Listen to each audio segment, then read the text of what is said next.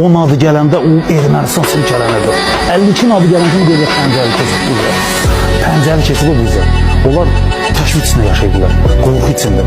Onların yuxusu, pəncələrin yuxusuna haram qatmışdı. O bilsəniz qeyri bir adamdır. Düşmən onu bizdən daha yaxşı tanıyırdı. Adının çəkilməsi belə qorxu salırdı işğalçıların canına. Ona görə də başına küllü miqdarda pul qoymuşdular. Xüsusi təyinatlı qüvvələrin hansı hərbçisinin yanında adını çəksəniz deyəcək ki, Pəncəli əfsanə adamdır. Qoca adlandırırdılar onu təcrübəsinə görə.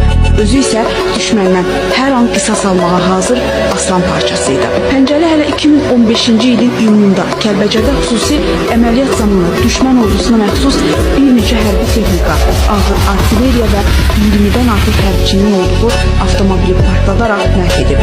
İgidliyə görə medalını da bunun üçün vermişdi ona dövlət başçısı. Elə düşmən də başına küllü miqdarda pulu bundan sonra qoymuşdu.